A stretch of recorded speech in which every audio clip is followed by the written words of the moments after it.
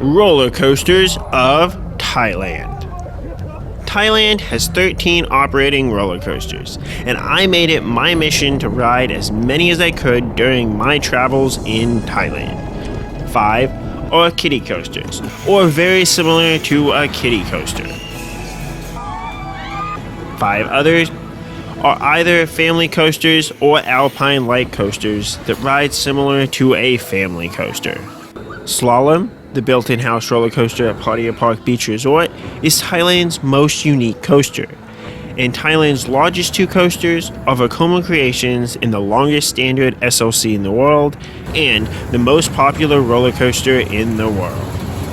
But how good is Thailand's roller coaster lineup, and what can one expect from the roller coasters of Thailand?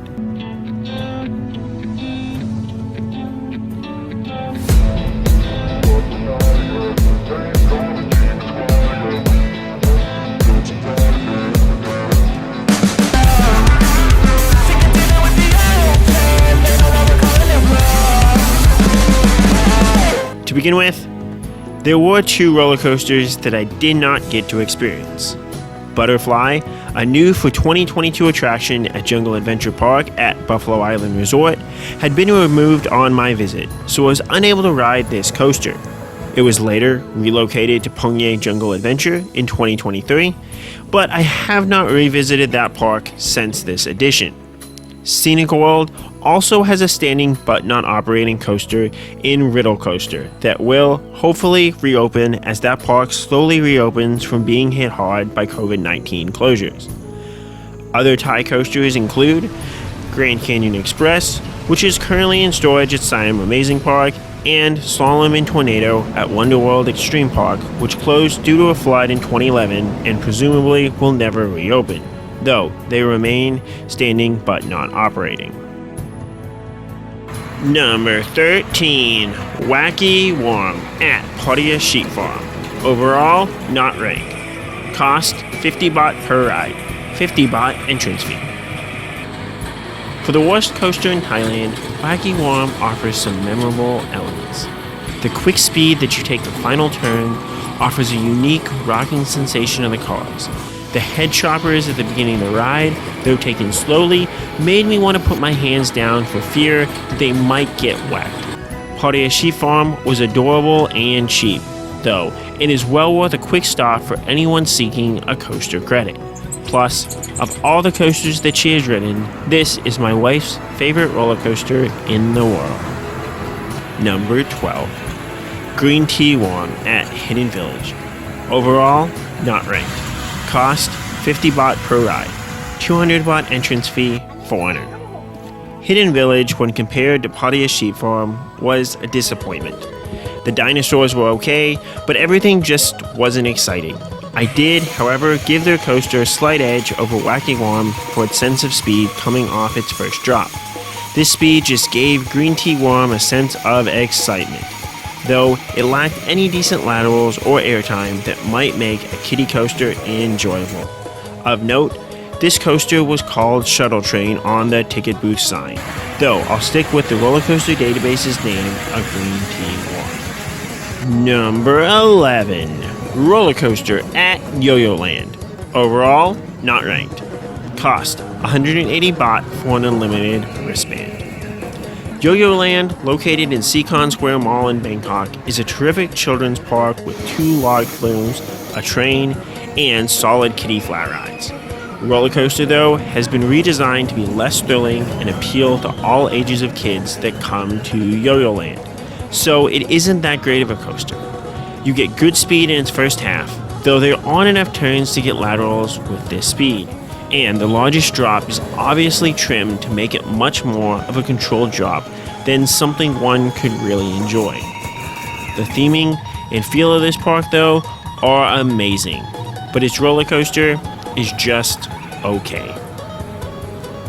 Number 10, Hillside Roller Coaster at Chai Cow Coffee. Overall, not ranked. Cost 50 baht per ride. Actual price may be less. I visited this park after it had been closed for a few days, so it was barely up and operational for my visit. but I was able to get the coaster credit for this remote coaster, and it is a solid kiddie coaster that has a small bit of character with the way that it shuffles you about, and has an absolutely beautiful background that truly makes this an enjoyable ride. A better coaster could be desired for sure, but it plays well for what it is. Number 9. Rith Phi Ha Traveling Coaster. Overall, not ranked. Cost 40 baht per ride. Although there may be many traveling coasters in Thailand, the only one that I was able to ride was Rith Phi Ha at Sung Song's Tao Norani Festival. This unassuming kiddie coaster didn't seem to promise much, but it has 2 drops. The first, which gives you some okay positive G's, followed by a second drop that gives you enough speed to get enjoyable laterals from the final unbanked turn. These elements, combined with the coaster doing many laps, made for a decently enjoyable kiddie coaster. Just if you're an adult, you'll want to not sit in the back, as the coaster can get stuck. Number 8. Sky Coaster at Dreamworld. Overall, 2 out of 10. Cost. Entrance, 600 baht for the unlimited pass. This Vekoma Flying Turn suspended coaster has been outfitted with new floorless seats, which are nice, but I do really love traditional suspended coaster trains. The lap restraints are not the newest lap bar style restraints from Vekoma, so Sky Coaster loses out on that unique riding style. Sky Coaster executes its roller coaster elements well, from the pre-lift turn to the turn off the chain lift to its largest drop. These are enjoyable and memorable elements, though not fantastic. However, I am simply not a fan of the more boring helixes that Sky Coaster focuses on. So despite really appreciating many of Sky Coaster elements, I just cannot rank it that highly. Number 7. Coaster Kart at Jungle Adventure Park at Buffalo Island Resort. Overall, 2. Cost 150 baht per ride. A 1,555 baht unlimited pass was available on my visit. This new for 2022 coaster is one of only 4 vegan coaster carts in operation. This version does not have a gas pedal, so it is simply a powered experience. The laterals going around the curves are nice, though not great, and I suggest that you ride this coaster alone on the right side of the cart to get the most out of these laterals. The overall coaster is relatively short, so although unique, it doesn't offer much beyond a subpar family coaster. Number 6. Boomerang at Siam Amazing Park. Overall, 3 out of 10. Cost. Entrance, about 600 baht. Price varies online. If you told me that I'd rank a Vekoma Boomerang this high ever, I probably would have told you that you were crazy.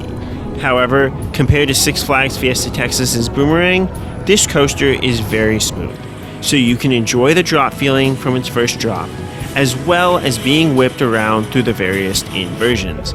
I was able to ride this coaster back to back, as well as 5 times overall, throughout my first day at Siam Amazing Park, which may not seem like a lot, but I feel sick just thinking about doing that on Fiesta Texas's Boomerang. This ranking may also reflect my coaster withdrawal from not being able to ride larger and better coasters in Thailand, but I feel this Boomerang does deserve some love. Re-riding it, it seemed to give me a worse ride when I rode with a full train in the back, but Siam Amazing Park has been fairly empty on both my trips, so it should be easy enough to get a fairly empty train on this popular coaster. Number 5. Jungle Coaster at Pyongyang Jungle Adventure. Overall, 3 out of 10. Cost 100 baht per ride. This vegan alpine coaster was my second favorite attraction between Jungle Day Cafe's 2 amusement parks, though that may be more of a lack of other quality attractions than how good this coaster actually is.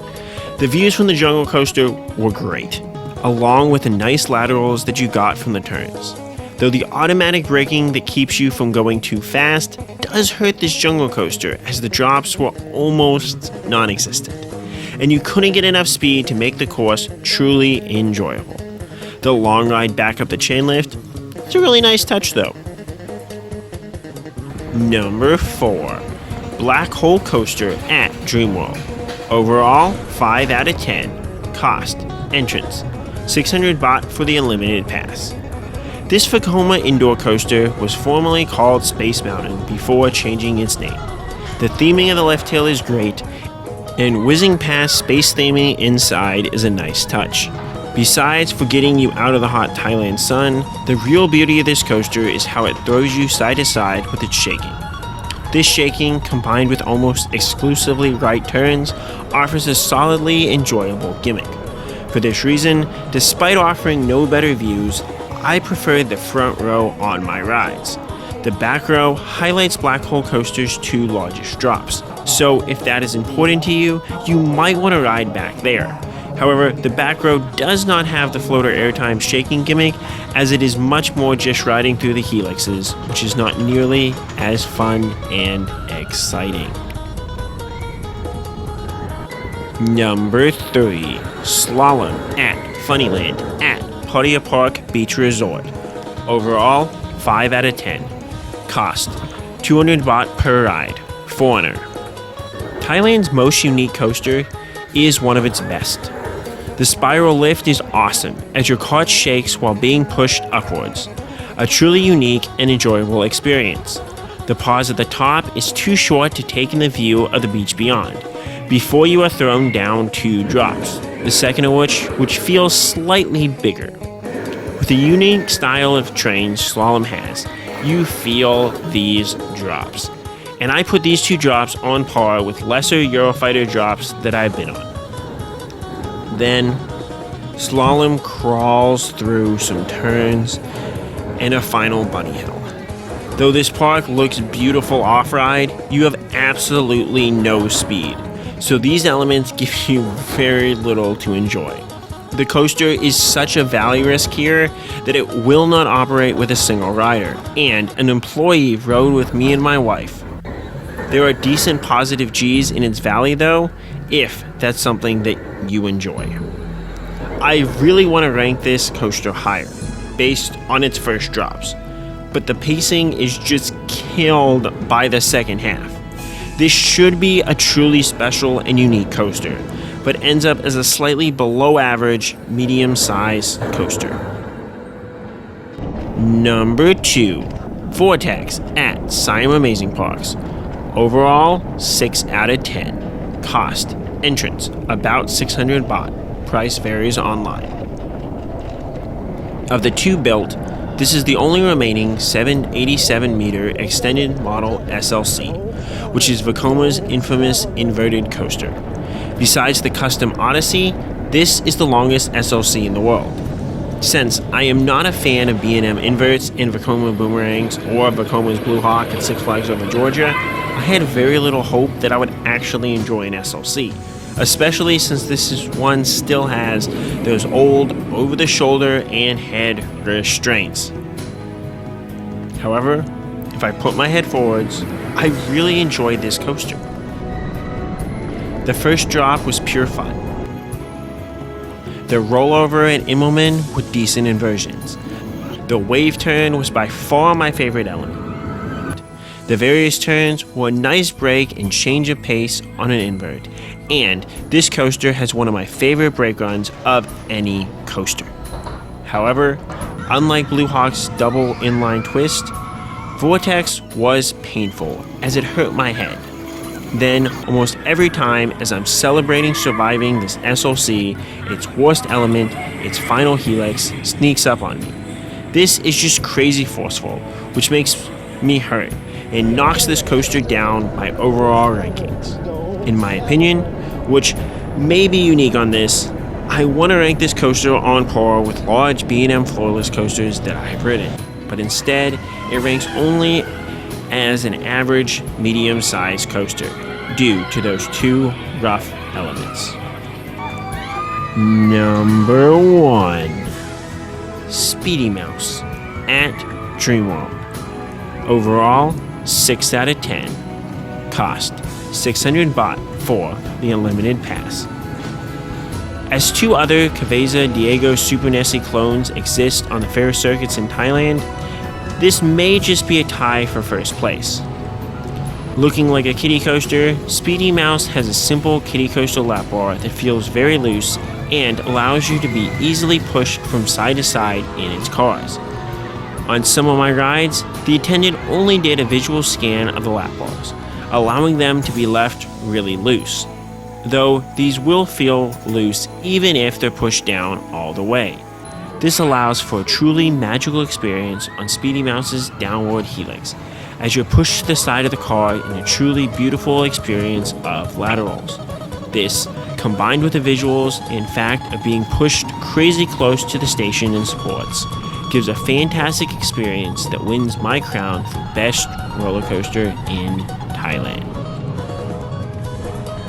Those are my rankings of all the roller coasters that I've ridden in Thailand. If you want to hear more about individual coasters, I have separate reviews for all of them, as well as park reviews for most of Thailand's amusement parks. Thailand's collection of roller coasters isn't the best, with a flawed unique coaster, an SLC, and a crazy fun kiddie coaster being the best of the bunch. Hopefully, someday soon, Thailand will get a few truly special roller coasters to help round out its roller coaster lineup. But for now, I will keep dreaming about Speedy Mouse all day and all night. What are your thoughts on the roller coasters of Thailand? Which coasters are your favorite and least favorite in this amazing country? Let me know, and as always, Cup Kun Krap.